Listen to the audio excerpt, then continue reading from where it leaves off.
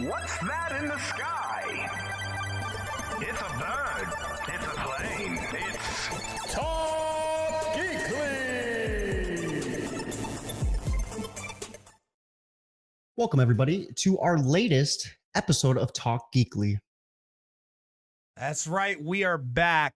Of course, you know that guy on that side, job for Cody. He's the Gotham Knight. That's what we call him. And I'm the resident Kryptonian. I'm Pendragon. Excited to bring you some awesome comic book, movies, and video game news. We are going to pop off with in DC Comics. We're going to be talking about Heroes in Crisis issue number 4. This was an awesome issue. We got to see Booster Gold go up against Wonder Woman in a very intense battle. A lot is going on in Heroes in Crisis for those who are not familiar with it. There was a place called Sanctuary where superheroes could go and unwind. They could talk about their problems such as like depression, mental illnesses, and even post-traumatic issues that occur from doing their superhero day-to-day activities. That shit ain't easy. And the Trinity, Superman, Batman, and Wonder Woman, teamed up with the Flash, are trying to figure out exactly what happened. Like I said, Wonder Woman and Booster Gold go head-to-head in a very intense battle, while Batman and Flash are doing their thing on the side to try to figure out exactly what's going on. And without getting too involved in spoilers, one of those situations where a lot of things are starting to happen at once, and we even found out that Sanctuary was leaking videos. Now, at Sanctuary, the superheroes would go up, they would record their issues, and that pretty much, to Batman's knowledge, was supposed to delete itself. But Lois Lane is preparing to make a news press about it. That's where we leave off with this. There's a lot of questions as to how Lois Lane found those videos and who's leaking them. Yeah, I bet that's going to be a pretty rough thing for her to have to explain to Clark. And you know, she's gonna drop the bombshell like that without even. I'm guessing she's probably not even getting permission from him or nothing, because she's doing the whole reporter thing, right? Funny that you bring it up. The weird thing about it is Superman was the one that brought it up to Batman. Oh. So Superman's in the know about it, and there's really nothing he could do because he's a reporter too, and he pretty much tells Batman that, like, hey man, this is like reporter secrecy. I'm probably not even supposed to tell you about it. All right. So what else you got in the DC world there? In the DC world, outside of Heroes in Crisis, we're slowly seeing Batman lose his mind, issue 62. As I've always stated, I really think this arc is starting to really, what's the word I'm looking for? More in depth with how they're just mentally breaking Batman and physically. And he's taking on a bloody and a monstrous role in Gotham. And I'm really excited to see how Batman's going to take him down. And it's really awesome. I'm a big fan when comics aren't afraid to get more graphic with how they go about like drawing the panels and stuff. There's, a lot of, it's starting to get really dark and sinister, and I'm really digging the vibe. Ever since Catwoman and Batman's wedding was a big flop on DC's end, I was kind of iffy about this comic series, and I think it's starting to kind of pick itself back up.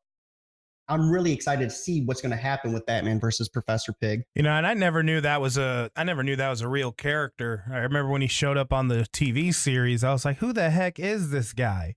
But it's pretty cool to see that he's actually in a book, a current book. So yeah, and I'm excited. As they introduce more villains and stuff, there's a lot, for DC in the future to play with. DC likes to recycle these villains. They lock them up in Arkham and they have them break back out. So who's to say? I mean, at a later time, we might see something where a lot of these villains go up against Batman again, which I think happened. Wasn't it the Hush? Yeah, Hush was pretty cool. And it'd be really cool to have something like a rehash on that, but a rehash that's more tailored to this series. We are back on Batman Beyond. This is where Batman Beyond, Batman and Robin are going up against the Joker. I've always been a big fan of the Joker, of course. And I think it's really cool to see him in Batman Beyond and see how they're portraying him. You know, as always, Joker's taking over Gotham, weaponizing everything that he possibly can, getting his gang ready. And it's awesome to see the retired Bruce Wayne going up against him and trying to figure out how to take him down. We even see a bat tank, which I thought was pretty awesome. It's one of those things where, you know, the Joker and Batman's kind of always been overplayed, I guess, if I'm not overstepping my boundaries there. So it was really cool. And it's really awesome to see the bat tank. I thought that was really interesting. I'm always a big fan of like Batman's technology and his weaponry. Did it look anything like the movie version, the Dark Knight tank thing? Yeah, I want to say they did their own little spin on it. It would have been cool though if it was tailored to the movie itself. I was a pretty big fan of that bat tank. Now that you mentioned it, and while we are on the subject, I read a lot of books that had Batman's nemesis in them. We are on to Deathstroke 39. And I called this Deathstroke Arkham the last time we did a podcast, and it's just Deathstroke. The Arkham part just threw me off. It's just Deathstroke in Arkham. Now, with this one, we see Slade in Arkham. But the thing is this actually Slade? We have a fake Deathstroke running around, and this issue is nothing short of like a mental. You see Deathstroke really diving into himself, into his psyche, and just trying to figure out what's really going on here. Now, I'm not very familiar with the Deathstroke series. This is one of the books I picked up in lieu of Damage coming to an end. So without a lot of background to follow, the issue itself is kind of really bringing it together of what's really happening with Deathstroke. And I'm excited to see, you know, what is up with this fake Deathstroke and who he is and what his purpose is. Yeah, it seems like DC's pushing really hard on Deathstroke. They're putting a lot of eggs in his basket. And it's actually pretty cool to see who would normally be a straight villain, really sadistic character, kind of get that prominent role, prominent push that a hero would normally get. DC's really trying to do a lot with Deathstroke. I don't know if you read lately. A month ago, we had Batman versus Deathstroke, maybe 2 months, 3 months, where they were trying to figure out if Robin was actually his son, Damian Wayne, because Talia was trying to tell Batman that Robin was not his son. So they're trying to do a lot with Deathstroke lately, and we might see him in more issues and more like Batman related issues as well. Now, outside of that, we are on to Batman Detective 95. We are 5 issues away from their 1000th issue, and they are holding back no punches. Alfred was left in a bloody wreck. He was utterly destroyed at the Wayne Mansion. And of course, Batman, but this issue is him basically investigating what's going on and who did this. And we leave off with him on his way to Arkham Asylum. Now, anytime Batman has gone to Arkham Asylum, it's usually not a good thing. Someone's usually getting their bones broken, locked up in there, and some of the other issues I've read. So I'm really curious to see what happens when he goes to Arkham Asylum and who did this to Alfred. He's not one to lay down and eat some punches. Yeah, Alfred's a badass. That one issue where Alfred came out with a shotgun, I think it was a Court of Owls. Alfred's in there with a shotgun just taking down people left and right. So Alfred probably put up a fight, and he was left in a bloody wreck, as you can see just from this issue. So that is what I've read for DC. Penn, what do you have on the Marvel side? All right. Well, of course, I'm going to start off with Uncanny X-Men because I have been loving that series. It started, of course, it restarted. They had a first issue where a bunch of craziness was going down. We have everything with X-Men is still continuing. We have issues 8 and 9 were released since our last podcast. And of course, it continues that epic tale. You have the alternate reality age of Apocalypse. And eventually we're hit with a situation where X-Men, first off, in this story arc, is probably the most powerful mutant in the world. And by the end of issue 8, he's even more powerful. I mean, their plan to try to stop him basically doesn't work out too well, and it's an intense ride. It really, really is. The artwork is still crisp and clean as always, which I am really coming to like the style of these Uncanny X-Men books. But I mean, this story continues to deliver. There's one issue left. I am not sure how they are going to conclude it, because right now it's looking really, really grim. But this is by far my favorite thing going on in comics right now. And I know there's a small panel. We try to keep this spoiler free for you guys, but there is a small panel with a little bit of dialogue that I thought was really, really nice. And I love voice acting, so let me hit you guys with this here. This world rejected my teachings. It made me question what I know to be true. But now I see the problem was not with my wanting to save the world. The problem is the world itself. So I will end all of the problems at once. Like, dude, X-Man is a beast. He is a beast right now. So 100% recommend that. As always, Uncanny X-Men is not failing.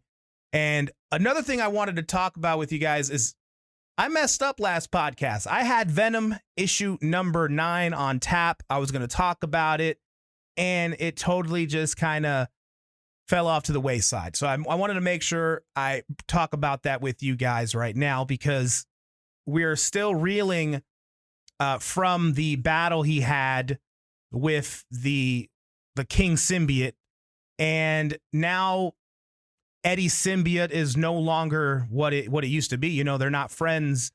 They don't have that bond, that relationship. So his symbiote is now a dog.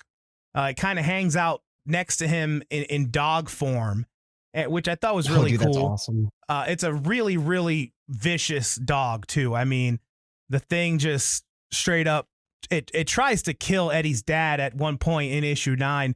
And I don't want, like I said, we're staying away from spoilers here, guys, but issue 9 really kind of shines a different light on Eddie Brock, and you see a little bit more about his relationship with his father and a little bit of his family history. And you know that cancer ran rampant within his family, and at the end of this issue, he's coughing up blood, and there's really no explanation for it. So it's kind of like, is now that his connection with the symbiote broken, is cancer going to be a problem for Eddie? But issue 9 leads us into Web of Venom, Venom Unleashed, number 1. And of course, we still have the awesome symbiote doggy, but in this issue, it's the symbiote doggy on his own little adventure, basically. And these people came trying to kill him and collect him.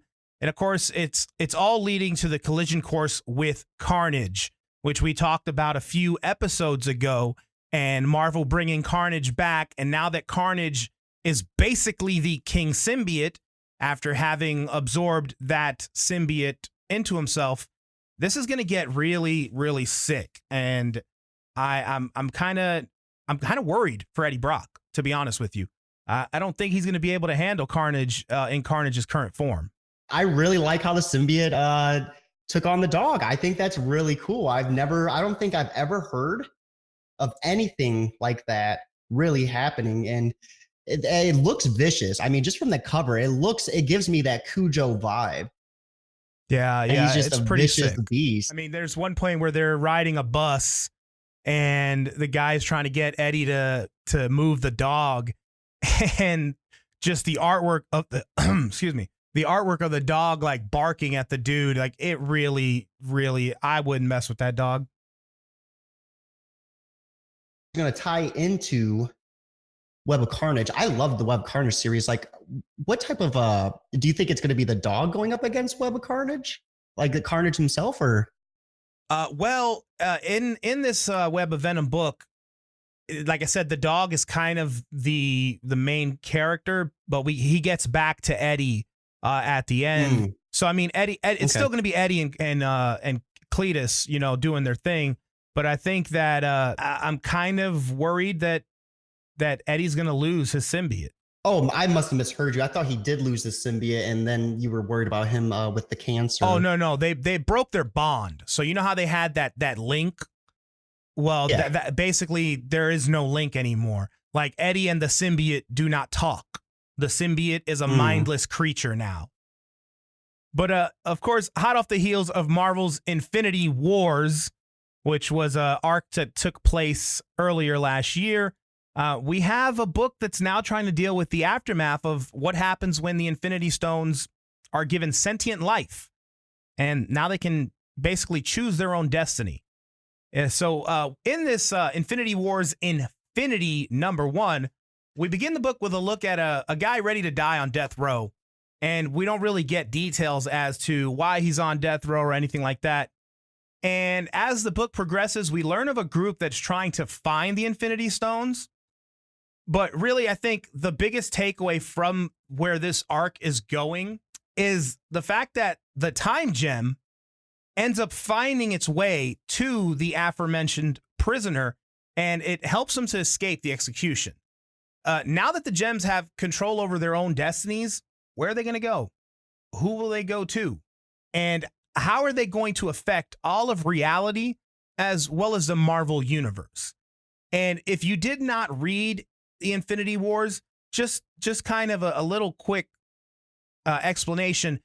Basically, Adam Warlock used the Soul Stone to give, like I said, sentient life to all of the other stones, and basically sent them across the cosmos to choose their own destiny. They can go to whoever they want. He was trying to just scatter them.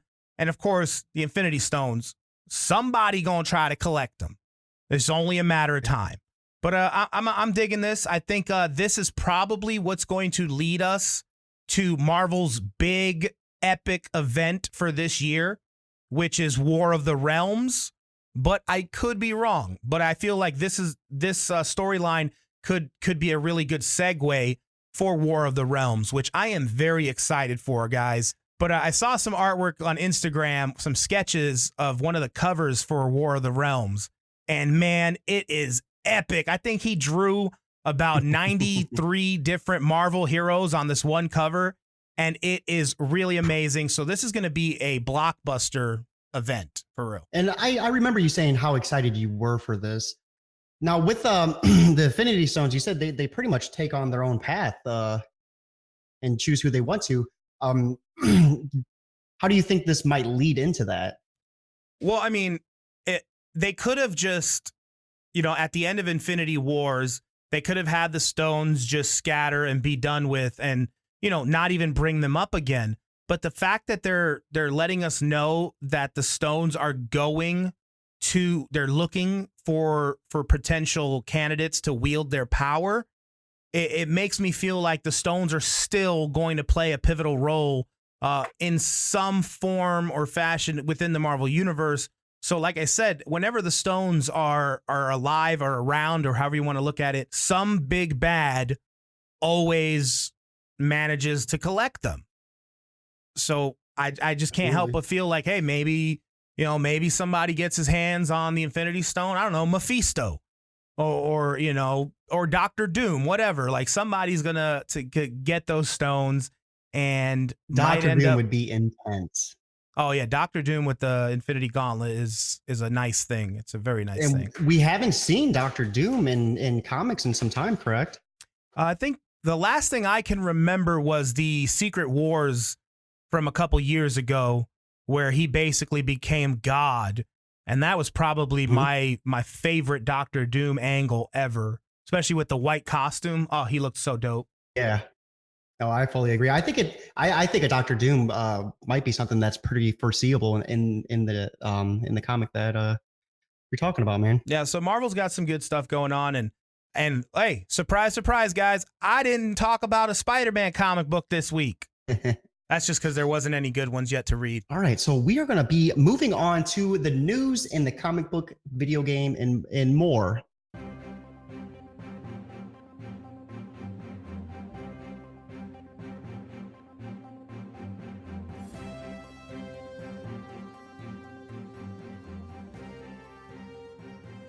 Now, I know you said you had some awesome news in the Marvel department. Is there anything you want to touch base on with that? Well, yeah, for sure. I mean, we just got word that Marvel is working on a brand new video game with the new studio that was opened by the former Hearthstone developers Ben Brode and Hamilton Chu.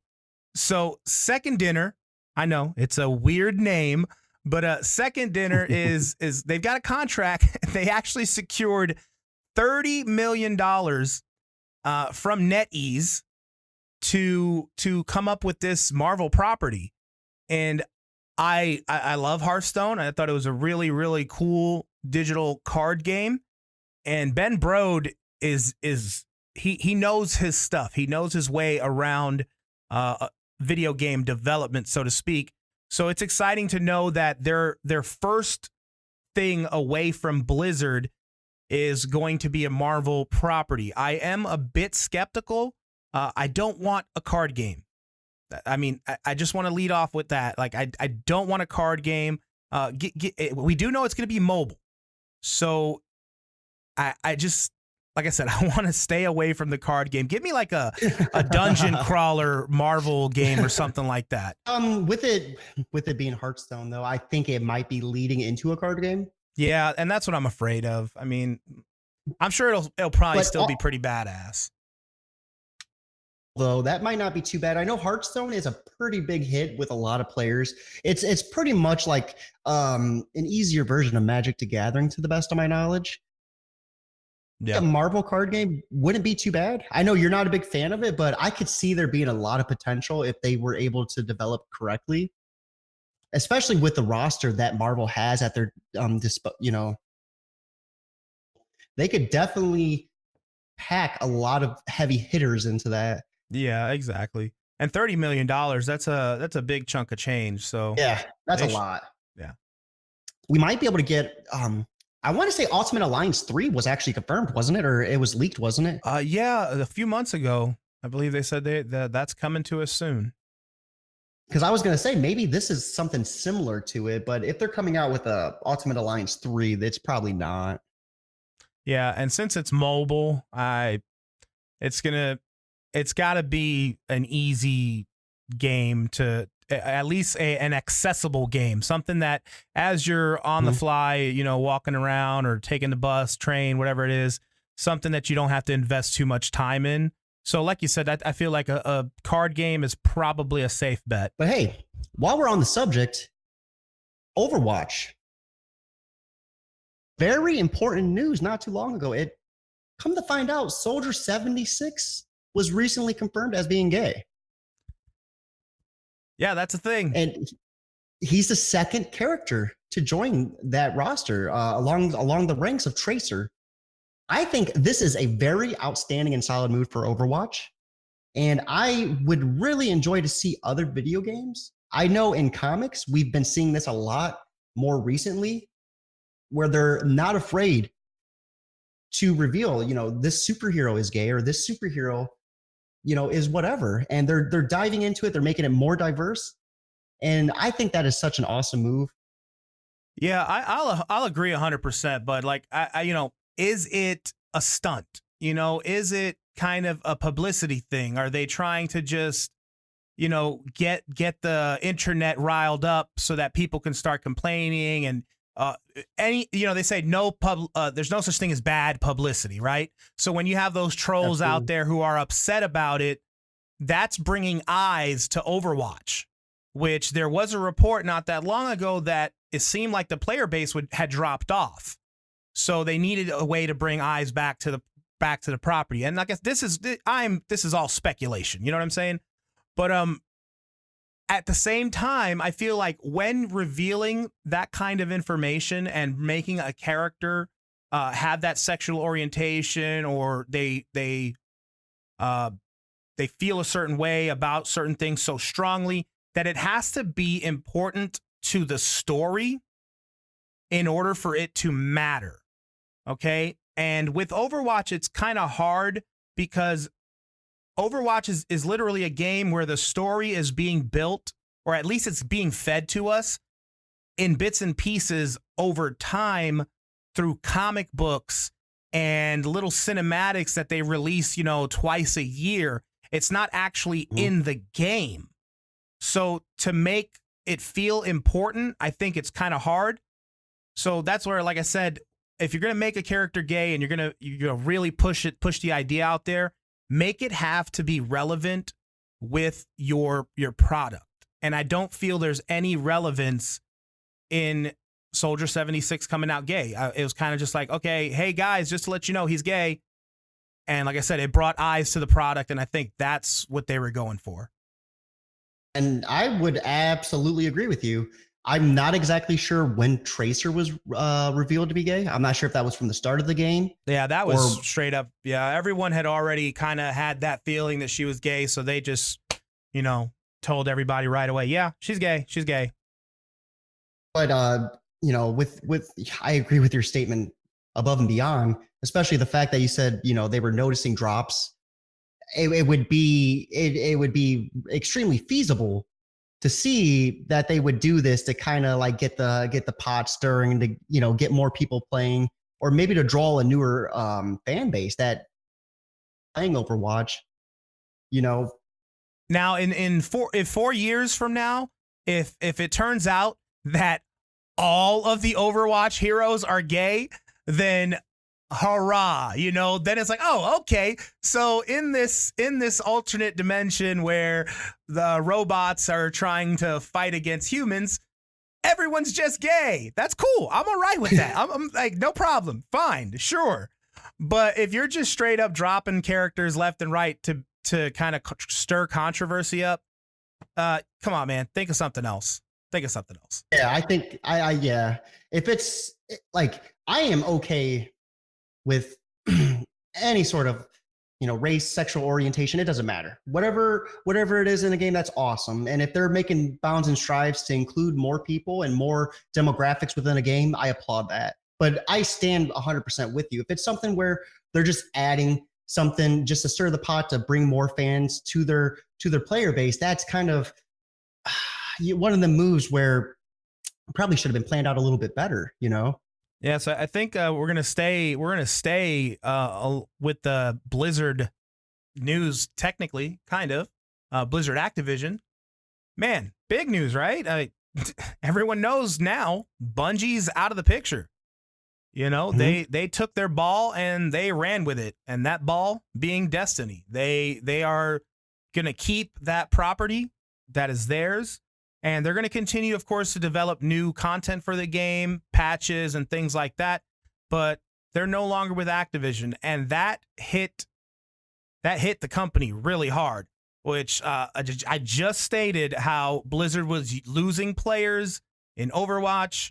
Of course, with World of Warcraft, it's the cycle of video games for World of Warcraft, where, they start to lose players because the content has been out for a while. Diablo, we had the horrible announcement back at BlizzCon for the the Diablo mobile game, Diablo Immortal, which people were not happy about that. So right now, Activision is bleeding. They are bleeding out. It is really, really sad to see.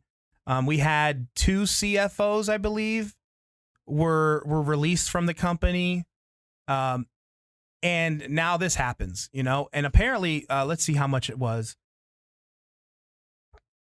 They got $100 million investment from NetEase. So there's that name again, NetEase. They are all over the place, just giving people money to help them come up with new games and new franchise ideas. So what's going on? What do you think is going on with Activision right now? Like, serious? Well, I mean, Activision pretty much dropped Skylanders after bleeding it dry. I want to say I spoke with a lot of competitive Destiny players, and they're excited for the move. Activision, to me, is the same thing as EA. They just want to milk a game dry with microtransactions. I'm really excited to see what Bungie's going to do and how they're going to go about it. It's going to be really refreshing if we get a game where we don't have, you know, of microtransactions for different dance emotes or different upgrades or skins and stuff. It would be nice just to play a game, that's not going to be plagued with that sort of monstrosity. It's with Activision and Bungie's, I didn't even care about Destiny 2. I didn't even bother to pick it up, even when it was a free download. Tired of it. And with Bungie in more control of it, I think they're going to really pull out some awesome stuff. Coming from Halo straight to Destiny, I think they have the correct people on the team to really put out a heavy hitter, or maybe to put out an update that's going to fix the game. A lot of people have said they don't enjoy Destiny 2. They wish Destiny 1 was still relevant, just because of how the game plays and everything. And I think Activision had a big part in that. See, I'm going to play devil's advocate here for a moment, because I could see Activision being an issue as far as microtransactions are concerned and things like that. However, it was still Bungie's job to develop a good game. Activision did not have a hand in the game content. That was all. It was all Bungie, So if people were unhappy with the game, they shouldn't be talking trash about Activision. They need to be talking trash about Bungie. And so hearing you say that people are excited and they're like, yay, but they got their game and they're going to do this and that. They didn't do it before. So what, now because they are going to go on their own? What? Okay, so maybe there won't be microtransactions. That's cool. But is the content going to be that much different, seeing as how it's still the exact same people working on it? I don't know. I don't know. I find that a bit hard. It's a tough pill for me to swallow. It could also be one of those things too. If, Bungie was under a deadline to get this game out faster than they anticipated, that could be something. I'm not exactly sure. I'm not exactly Destiny 2 and, what could have happened. But I mean, there's a lot that could have happened that we are unaware of. Yeah, of course. Solid point. You make a very solid point. It is on Bungie, but if Activision was, behind them, like, hey, you need to get this out ASAP, that could have posed a problem too. Yeah. And I mean, let's stick in this. Let's stay along the lines of what's going on with Activision. So now, they split up from Bungie, and then there's a report apparently that investors have called for an investigation into how much Activision Blizzard knew ahead of the split, and if that was the reason for the impact on the stock price.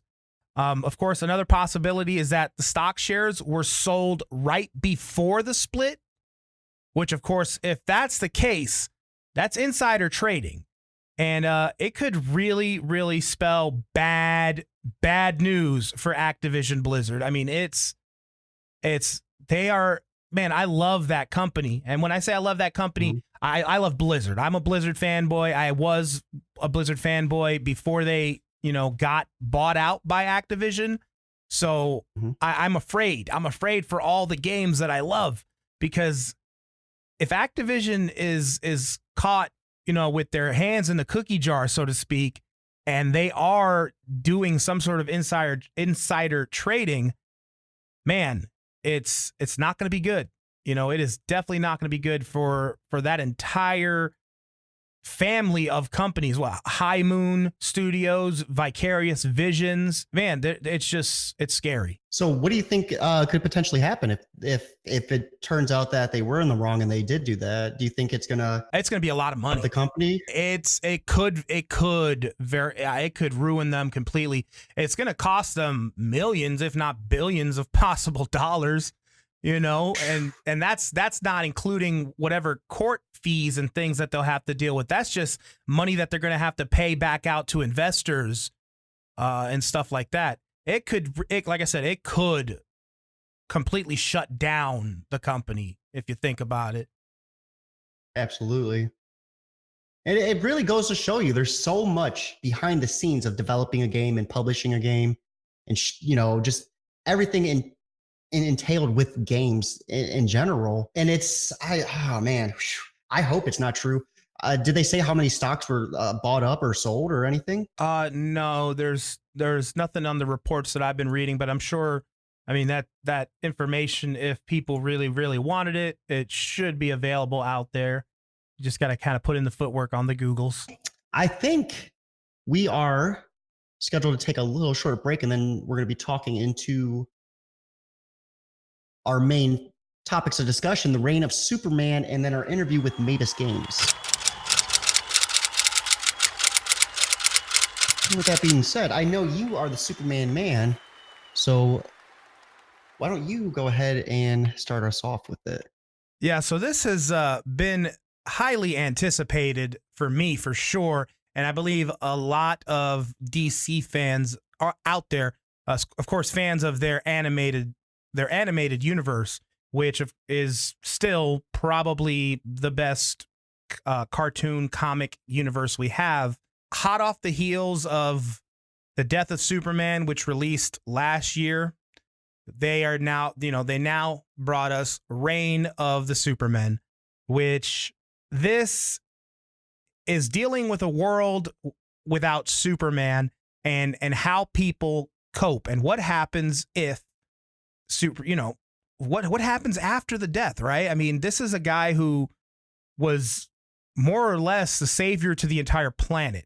And you have all of these other superheroes, of course, the DC universe is filled with them, but none of the heroes have the impact that Superman has. And you see that throughout this film, especially a character like Wonder Woman.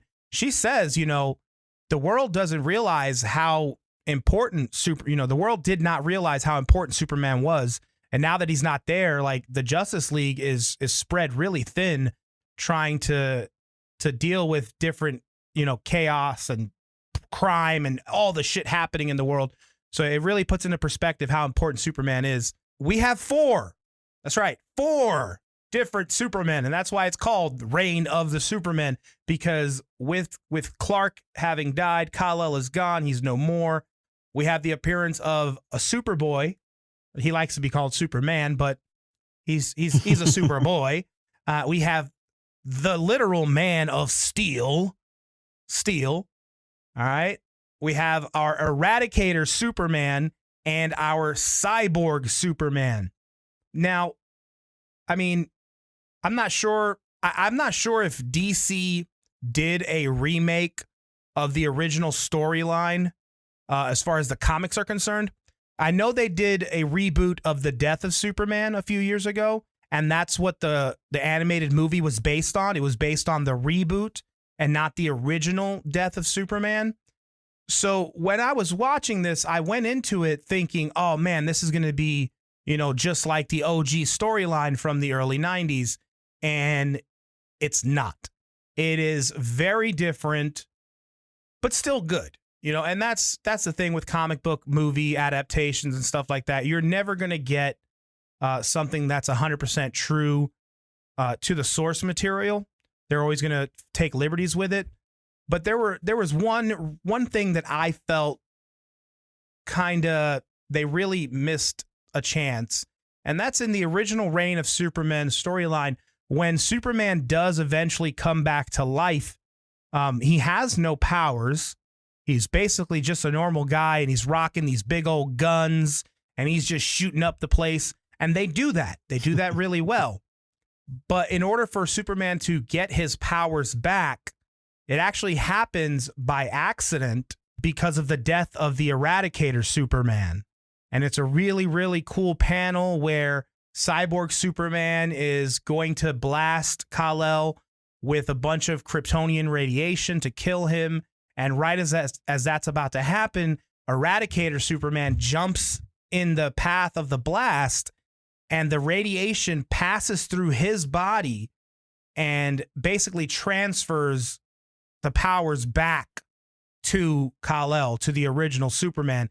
And in this Reign of the Supermen, he doesn't have powers for like the first 5 minutes. And then all of a sudden he's flying around and has powers again. And there's really no explanation as to how he got his powers back. Like they don't even, it's really, really weird. So I really enjoyed it. I want to watch it again, which I will. But I just, like I said, I feel like there were a few things that they should have kept more true to the original. And one more thing that was important for me, it was wonderful to see Bibbo on the screen again, which as a Superman fan for a long time, reading the comics when I was younger, Bibbo is one of Superman's pals. You know, like Superman just has friends. They're just average, everyday people that he has saved. And they become sort of like little iconic key figures in stories. Like you'll see them pop up every now and then. And it was really nice to see Bibbo in the animation. But come on, DC. I want to know how he got his powers back. You kind of ruined that for me.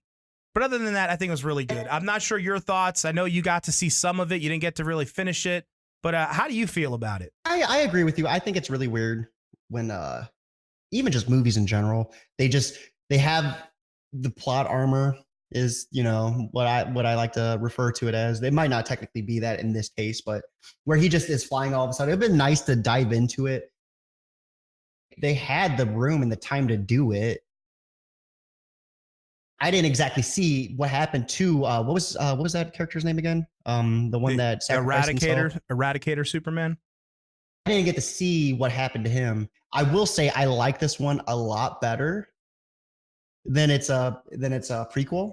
I might not be the biggest Superman fan, but I enjoy Superman and I enjoy DC animations and the what was the Superman movie before it called? The Life of Superman? Death of Superman. I don't know why I said the life.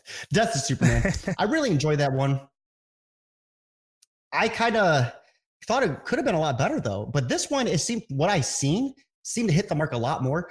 I really liked Lex Luthor in it. I really liked his character. His character is always pretty good. One of the more villainous Lex Luthors I've seen, especially when he's talking to Superboy, and he's like, Superboy is like, when were you gonna tell me? Like that he was a clone, and he's like, I put so much money into you. Like, all right, Lex, like chillax. He's still a kid, man. Yeah, that's his property, you know? But no, I agree. Lex was really nice. I mean, his interaction with Lois Lane, like, oh yeah, they had a really good portrayal of Lex Luthor for sure. But as you said, I really didn't get a chance to watch it 100% completely, and unfortunately, I am not very versed with the comic book arcs themselves pertaining to the reign of Superman. Just all in all, what I've seen so far, I definitely want to like check it out and get a chance to watch it more in depth because I've seen about the first half of it and I'm itching to finish it. Well, I mean, if you guys out there are interested in reading the original story, there is an omnibus that was released a few years ago, of course, called Reign of the Supermen, which does collect all of the issues that the story arc unfolded within. I believe that's like Man of Steel, Action Comics, Superman, and I think Green Lantern as well. If I'm correct, I believe Green Lantern had a few issues that intertwined with this storyline. So there is an omnibus out there, but they're also re-releasing that omnibus sometime this year. So if you don't want to spend the extra cash that it's going to cost to pick up the original omnibus, I would wait till they do have that out in comic books this year. Do yourself a favor and read that story arc if you are a Superman fan or just a fan of comics in general, because it's really good storytelling. And like I said, with the movie trying to show how a world without Superman would react, the books do it so much better because there is more time to develop a serious story and you can really feel for the characters as well as the environments. And while we're on this subject, I'm kind of upset that the DC cinematic universe, not the animation, but the cinematic, didn't take note from this. Oh, yeah. I mean, and that's something that when we got the Justice League movie, a lot of fans like myself, they ran to the internet and we were just like, oh, black suit Superman. Yeah, we're going to get the black suit Superman. It's going to be so cool. He's going to come back to life. He's going to have the black suit with the silver S. He's going to have the long hair and the beard. And they shit all over us. They didn't. Yeah. Why didn't they capitalize on? I mean, for those of you out there who have never seen what Superman looked like when he came back to life after dying from Doomsday, Google it right now because he looked badass. He had the freaking long hair mullet with the 5 o'clock shadow, and like he looked really cool. And they missed a mark on that one. I agree with you 100%. I will say though, Superboy looks so good, man. I was happy with the Superboy design. I was too. I wish he had the red gloves, like the comic book. Yeah. I don't know. The red gloves would have looked better. But I'm glad you brought up the Superboy design. The Reign of Superman movie, the art director, Phil Brusa, he's actually, I follow him on Instagram. I love his style and everything that he does. He is like Warner Brothers animation god. The dude is behind all of the DC animated stuff. He does a lot of their cartoons on, Cartoon Network and now the streaming service. So yeah, the designs for almost all the characters. I mean, Steel looked really nice. Cyborg Superman looked badass. I didn't like the color palette they chose for him, but he still looked really, really, really cool. Really cool design. And that all is going to go and fall on the shoulders of Phil Brusa. Shout out to that guy. He knows his stuff. He knows how to really streamline things. And you can see the evolution of where we had Bruce Timm in the 90s, which Bruce Timm gave us Batman, the animated series, Superman, the animated series, like Justice League, all those older DC cartoons. That was all a Bruce Timm thing, like his style, the chiseled chin and the sleek angles on everything. And Phil, it seems like Phil's style kind of was heavily inspired by Bruce Timm, but I feel like it's a little bit cleaner. It looks a lot better. So like I said, kudos to Phil and what he does. Absolutely. Well, I think that sums up our thoughts on the Reign of Superman. Now we are leading into our very first Talk Geekly interview. Yeah, let's do this. We are here today with Mabus Games. What's going on, guys? Oh, look at that. They're cheering for you, buddy. What's going on, everybody? My name is Tim Morosky, aka Mabus Games. Basically, I'm an indie game developer. I've been working on it I went and got my college degree for it. I think I graduated about 3 years ago at this point, and I'm on the process of building something I've always wanted to do as a big-ass MMORPG. Basically, it's more or less me in a nutshell, man. I work, I game, I stream it. And hey, I am who I am. All right, so you do live stream creating these games. That's what you said, right? And yeah. Please share with everybody out there in podcast world where they can catch you streaming. What's your Twitch you can catch me handle? On Twitch at Mabus Games. That's all it is. twitchtv.mabusgames. You can catch me usually Monday through Friday, generally each of those days from roughly 2 to 4, give or take. So I just do short 2-hour bursts of what I'm working on. You went to school for developing 3 years ago, correct? Graduated 3 years ago, yeah. Graduated ago. So were you tinkering or experimenting with game development for schooling? Yeah. I think that goes all the way back to, I'm older than I look at first glance, but all the way back to Excitebike on the NES. That's my first taste in map building. I'm like, oh man, this is awesome. Excitebike, remember? Yeah. That was a great fucking game. So, but of course you could never save your own maps because they didn't come up with that shit until Zelda. We're like, oh, now you can save the game. Why did they do that with Excitebike? Not enough money in it. But after that, I want to say it was about, I think it was 2008, 2007, 2008, somewhere right around in there. I was in a band before this, if you can't tell. I lost the band, kept the hair. But my guitar player at the time, Zach, aka Skip Marks, one of my favorite people, man, of all time. I swear, we've created all kinds of stuff together, but right towards the end there, before I was about to move back to Pennsylvania, we were fucking with, and I didn't really care. I'm not really all that into first-person shooters. Well, at least I wasn't at the time. Now, yeah. Rainbow Six, Raven Shield. I don't know if you guys got to play that or not. It was a pretty decent game. But they had the Unreal editor attached to it, so you could make your own maps. And we ended up making like 50 of those damn things. I looked at him one day and I'm like, dude, I wish I could do this for a living. And he says, well, why don't you? Like, I need to go to school, dude. I mean, if I'm going to do it, I want to do it right. And he's all like, so go to school. I'm like, yeah, I ain't got nothing for that, bro. Maybe I'll do that. So I did. And just threw myself into it. And then, let me see here. I think my favorite classes were all about 3D modeling and then getting into game engines and developing the world. Not necessarily the gameplay. I'm a shit programmer. Like, shit programmer. I am not the guy. You want bad code? I'm your guy. I could fuck that shit up, no problem. But yeah, when it comes down to it, world development, 3D modeling, UE4 assembly, that kind of thing. I kind of dig it. For people who are interested themselves into getting into game design and stuff like that, I mean, what would you recommend be the first, I don't know if it would be course or where should they focus their line of study just to like start? That's kind of a broad topic. Game development, it's huge. It's way bigger than just doing 3D models. You know, you've got texturing, you've got 3D modeling, you've got concept art.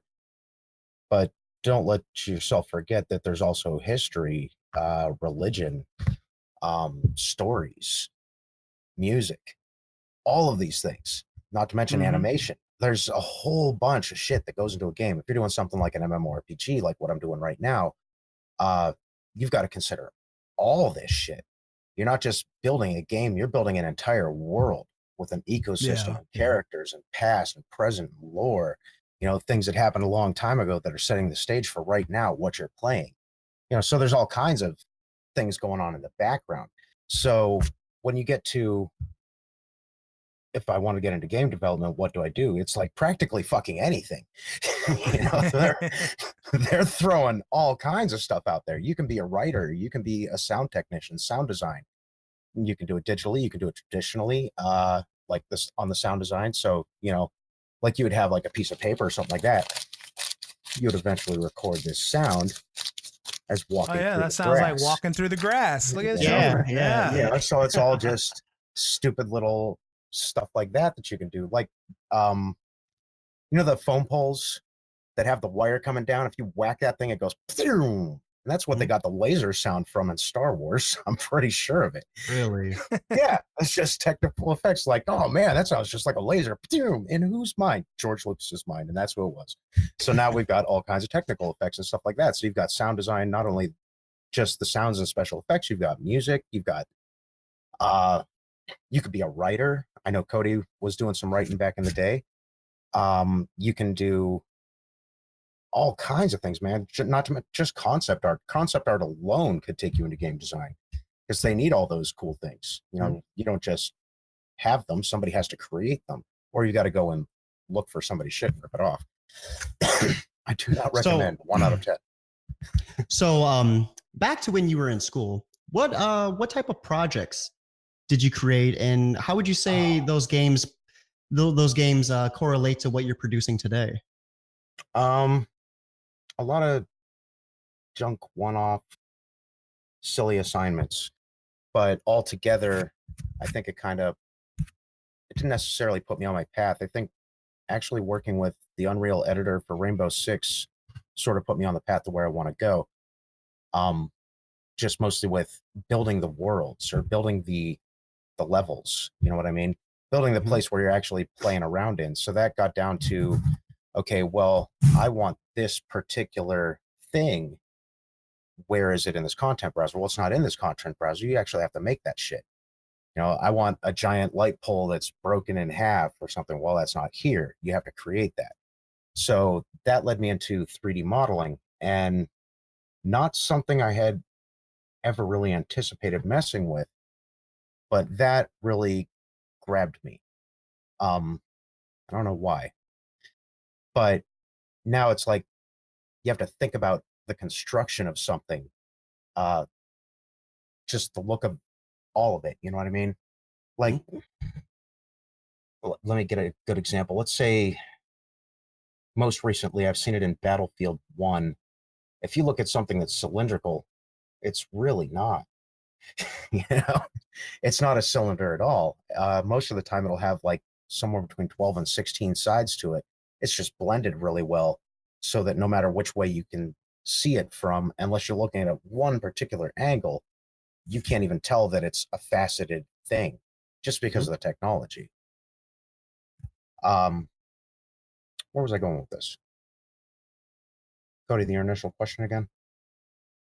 What your projects that you did in school, Okay. like what they consisted of and how it correlated to what you're producing today? I did a lot of 3D modeling. We did a lot of fucking Flash games. I'm all like, dude, Flash is, you know, it's fun. It's great. It's what we started with. But there's bigger and better things out there right now. And I kind of want to be learning about that. Real quick, just for our audience, could you explain a little bit what Flash games are? Okay, Flash games are basically, let me take it really, really basic. Pac-Man. Pac-Man was a Flash game. Back in the day, I think Zelda may have been a Flash game. It's basically a bunch of 2D images strung together 24 frames per second to get a chain of animation going on. Because otherwise, you know, even what we're looking at right now, this live video feed is being broadcast at like 60 frames per second, and it's giving the impression of motion. It's none of the shit's actually moving people. And if you think otherwise, you put down your whatever you're doing. Basically, Flash games are one of the first types of games to come out, really. And it's just a bunch of images flashing across the screen. I think that's how they ended up getting the name. But it's just flashing in such rapid succession that you can't catch it with the human eye. Anything less than 24, you can catch. Anything over that, nothing. So if you go over like 60 FPS, nobody can see 120. Yeah. And now you mentioned working with the Unreal Editor, and that's kind of where you got started. So your current project, the MMORPG that you're working on, Yes. what engine are you making that in? We're using Unreal Engine 4. Beautiful program. Okay. Free right now. So anybody can go and download it and use it and put things together. Really cool shit though. It looks beautiful right out the box. There's some other good ones out there, you know, but not only do I prefer working on Unreal Engine, the team that I had joined for this MMORPG, we're already working on Unreal Engine. I was like, sweet. And I can do things with that. So, what would you say like the differences are like between like the Unreal Engine and like Unity and like different other engines as well? Mostly out of the box lighting, I think. A lot of them operate really similarly. Some of them are doing different programming languages, like Unity, I believe, is C#, and Unreal Engine is C++. And that's all down to like visual scripting or just string together a bunch of different commands from this node to that node. Once this happens, you plug it into this one and then that happens, that kind of thing. With C#, I think you're mostly still doing some serious coding, but I think there's still some visual scripting in there. But another one example like CryEngine, a lot of these things all work in very similar manner. You build the 3D models in an external modeling program, you texture the models in an external model texturing program, you import both the textures and the models, you put them together, and you start assembling a world. It's all more or less the same shit, honestly. I think the biggest difference out of the box is just, I say out of the box like it's not a digital download. But out of the box, I just prefer the lighting over UE4 right out the gate. Mm-hmm. Like point lighting, things are just handled in the lighting section really well. There's good shadows, there's good lights, good darks, you know, good shit like that. All right, and let's get back to the game that you are working on. I mean, obviously it's in development, so it's not like you can I can talk about quite a bit. Okay, cool, awesome. So since it's an MMORPG, of course, the only thing I'm not allowed to talk on is mechanics, game mechanics. Gotcha. Okay, And that makes sense. But since it's an MMORPG, I mean, for most of the people listening, I'm sure you guys have played an MMO at some point in your life and kind of know that these games are exactly what they're massive multiplayer online games. So it's got to be a pretty big world. And can you kind of give us just like a hint of the feel and the look of the environments and what we're looking to expect from this game? All right. Well, this is called Antrea Chronicles Online. You can find it Facebook, Twitter. Mm-hmm. There's a website, you know, and then of course there's me. But the MMO that we're working on, it's a medieval world with some Victorian steampunk overtones to it. Right now, where I'm in the process is we've got several people working on this project. There's, I think, 15 of us, somewhere right around there, 15 to 20. I don't know. There's a bunch of us. I'm working on a specific city called Exholis. And right now, the scope of that is just the city alone. Now, this is going to be a player city where players can purchase the property and they can keep their shit there. You know what I mean? You want to go out on a quest, your inventory is going to be limited. So you're going to need somewhere to hang your head and, you know, keep your shit. Mm-hmm. Basically, the city that I'm working on, I think, is 8 times larger than any city in Skyrim. Might be somewhere around there. Not granted, most of it's just for show. You know, you're going to go to your house, you're going to drop off your shit, you're going to go to the shop, Yeah, and fuck back out there. But it's going to look pretty damn impressive. before we get too in depth into this, I was really curious too, because I know you've had past games that you worked on. Mm-hmm. Falcon Run, and others. How do you feel about your transition from that game to this type of game? Because they're 2 totally different games. They're completely different.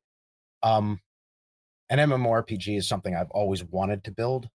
Red Falcon Run was something I was able to build because of software and shit like that.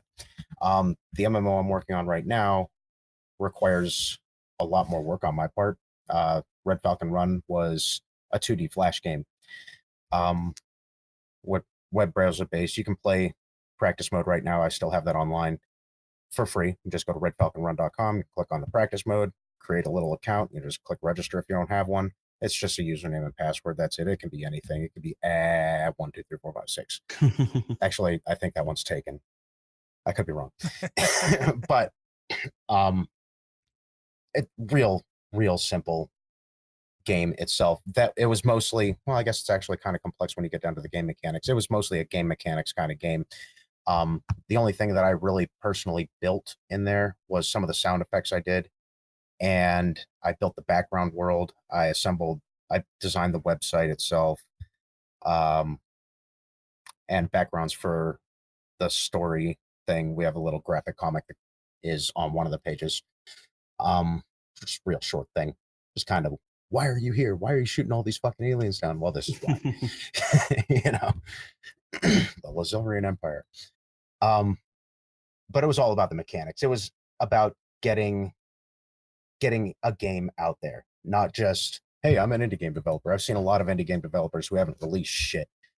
You know, like, well, this project I'm going to put on hold and start on this project. Like, okay, well, what about this project? Like, yeah, well, I'm not going to do this one right now because I'm kind of working on this one. Then they put this one off to work on something else. I'm like, are you even an indie game creator? Yeah, I think that's a big issue for a lot of creative people, isn't it? You know, you got to make something. It is. You got to make something. You got to make it. If you don't make it and put it out there, then really you can't really call yourself shit. But I personally, for Red Falcon Run, it was basically supposed to be a tournament game, something cool for gamers to come out there. And I put $50 up every 2 weeks. It was every 2 weeks. I was putting $50 up. My top 3 players get paid. You know, I just send them some money. Not a big deal. But people started looking at me like I was some Nigerian prince trying to steal their information or something. I'm like, nah, dude, I'm really just trying to do something cool for gamers. And it turns out they don't like that. They don't care to. No, you offer, hey, man, $25. You can win this fucking silly little Flash game. Nothing. Chirp, chirp, chirp, chirp, chirp. Like, okay, fine, fuck it. Well, moving on. You know, I got my first game out there. I need to work on something else. Otherwise, I can't just do it on one game. You know what I mean? So basically, that came down to just study of game mechanics. It was all a game mechanics based experiment, more or less, that I tried to make some money off of. Totally didn't. I think I'm like 3 or 4 grand in the hole on that one. But hey, it is what it is. Learning experience out of it. Yeah, some. One thing you don't do, dangle cash in front of people. They're like, nah, there's a catch. I'm feeling a catch.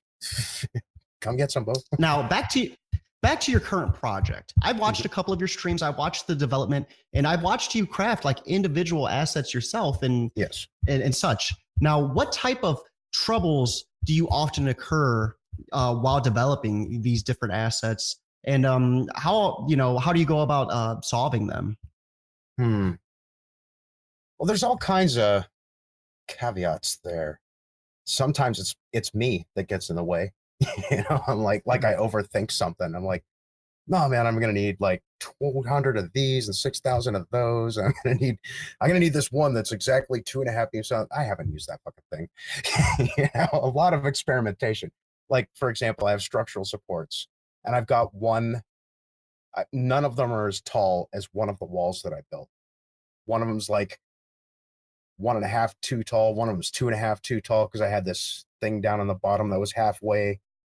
So basically, we look at it like this. I have like this little thing, a lattice underneath, and a beam between the two of them. Didn't use that. All right, now I'm stuck with these. I'm gonna have to scale this down. There's all kinds of silly little things, because I'm kind of, I want to say, prototyping on the fly with already assembled assets. I already knew the basic look of what I wanted to go for, but actually putting it together is something a little bit different. Retrospect, I would have built a smaller kit. But some of the real challenges are just getting in there and back to it, just creating something, actually build something. You can talk about it all day long, but at the end of the day, you need to get in there and actually build it. Some tough things while working on this project have been keeping a team. There's a core of us that are pretty fucking gung-ho, and then there's a few people on the outside. This is a revenue share project that we're working on, so it's not like anybody's getting paid on Friday. We're all still working day jobs. We're putting in the time where we can, but some people just lose interest, fall off, disappear, vanish. Like, hey, I think he was abducted by aliens. Haven't seen him in like 6 months. Where's this guy? But back to skid marks, Zach, the first person who I was building video games with, then I turned over and said, I want to do this for a living, go to school, and then we're working on this project together. I was like, bring him in. Just bring him in. So I've got him on my six, giving me plenty of support there. And then through live streaming it, I've found a couple of new and interesting members. So that was kind of cool. But one of the big problems is maintaining a forward flow, because as I'm building a city right now, I can't build a city and do 3D modeling and go be a dad and sleep and eat, those kind of things. So I've tried to combine as many things as I can. Right now, I've got the development, which kind of markets it a little bit, and at the same time keeps me working and moving forward, making progress every 2-hour steps, sometimes. So at some point, I'm going to get to a place where I'm done with the city build, and I'm going to figure out what the fuck am I going to do next. Turns out more models. That's what we're going to do. We're going to do more models. We're building a big ass MMORPG, so I'm going to need at least 4,000 assets. I'm only at 1,200.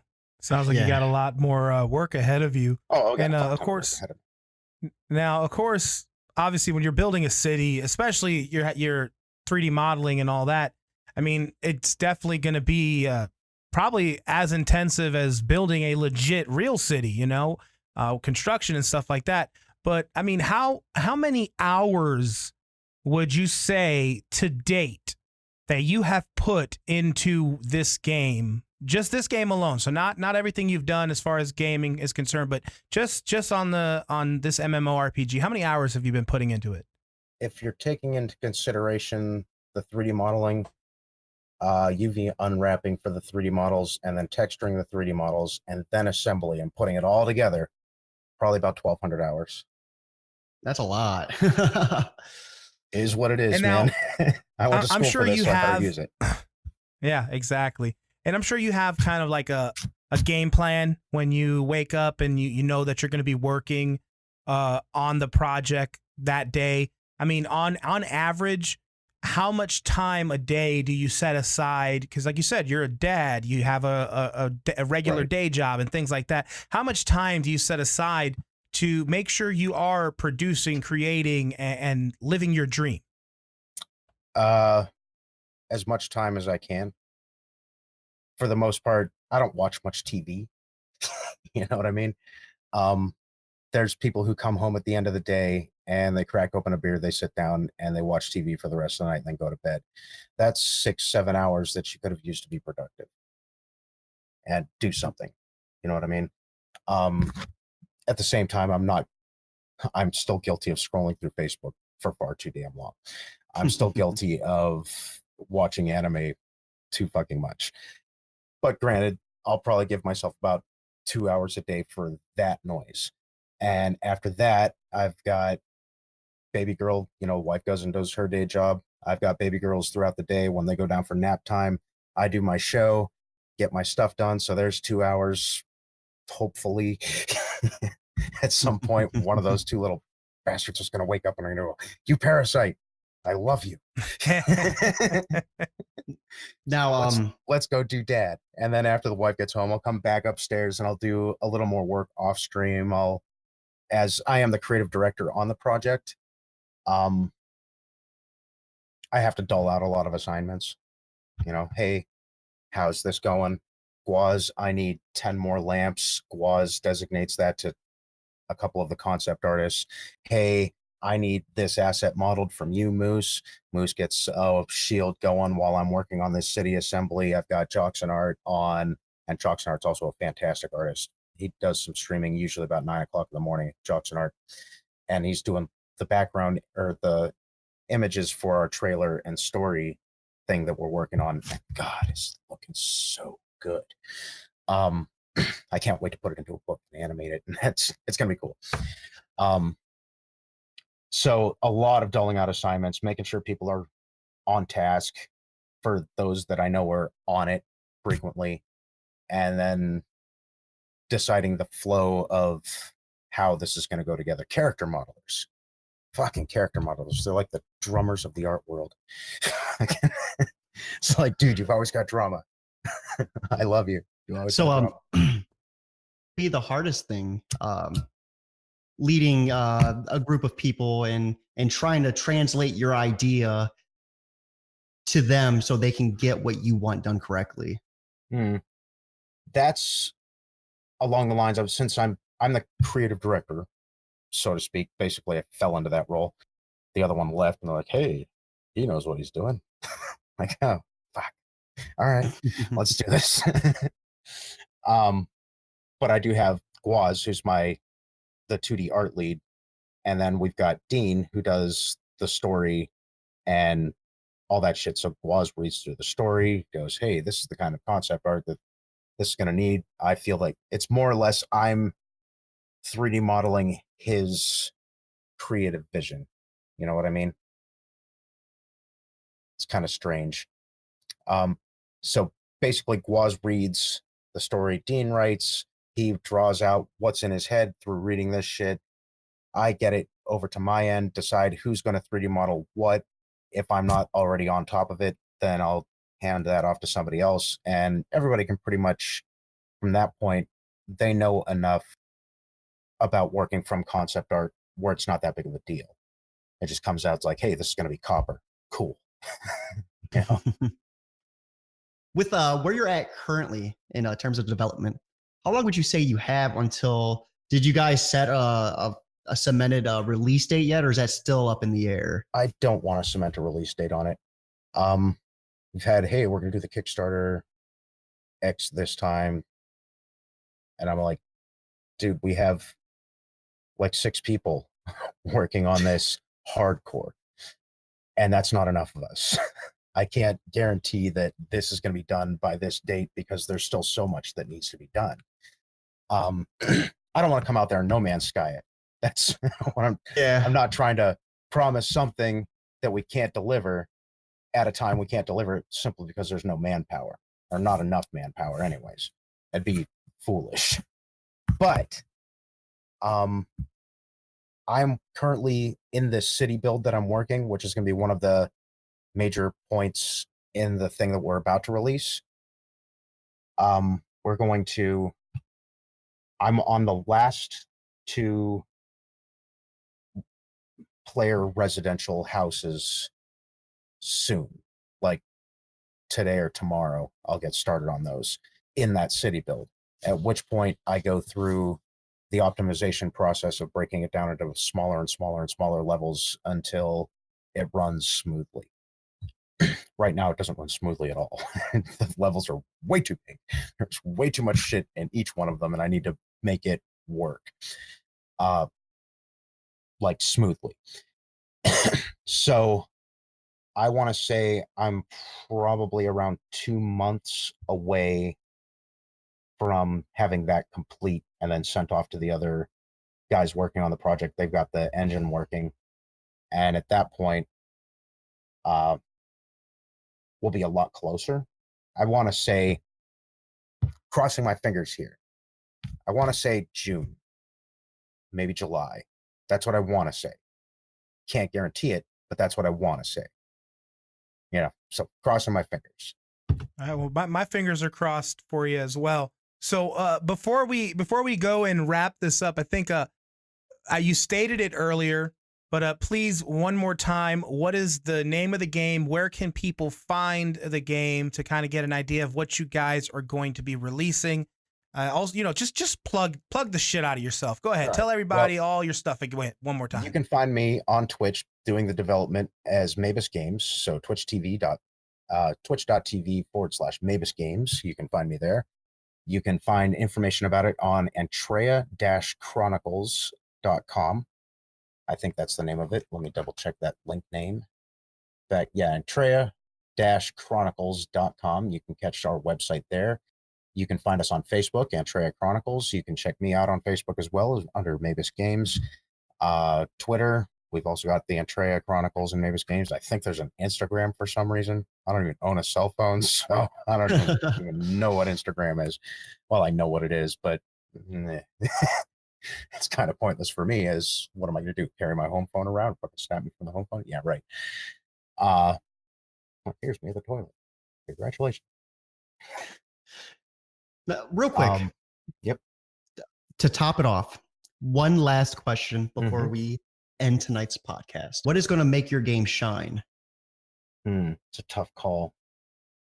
Hopefully, the overall look of the world, the immensity of it for something indie, like truly indie. We don't have money from Sony or anything like that.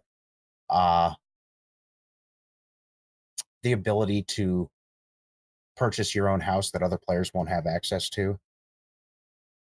I believe I want to say the guy compared it a little bit to Black Desert Online, but we're not going with a third-person view, or not that overhead view of it. You know what I mean? There will be player versus player. There will be player versus enemy, you know, guilds, factions, all kinds of things like that. So we're trying to throw some serious shit in here, but it comes down to, I think that's a question of mechanics, and I'm not really allowed to talk about mechanics. Oh, that's sad. That's absolutely fine. Yeah. One thing that did kind of slip the other day, weapons that will evolve, weapons that will level up. So I can say that, but I'm not saying anything more. Right. So that. All right. Well, I want to say, hey, I'm looking forward to it. I'm going to check it out. I'm going to get all those social media things pulled up right after the stream here, and you know, kind of get prepared for June or July, hopefully, fingers crossed, of 2019.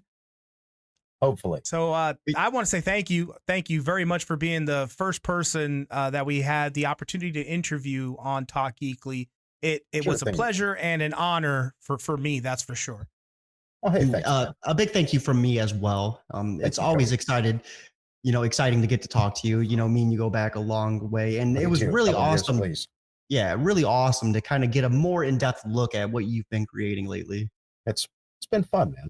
It's been strange. I think you're one of those strange people, Cody, that has popped up in my life through game development that if I weren't doing this otherwise wouldn't have, and I'm glad to have met you. Yeah, and likewise, man. It's kind of a strange world how things get you from one point to another point, and then looking back on it, it's like, man, it all makes sense right now. But hey, from us here at Talk Geekly, we'd like to extend a big thank you to the audience for watching and tuning in. And you could expect us to see us live 2 weeks. But of course, we don't know what we're going to be talking about. It could be, who knows what's going to happen from now until then.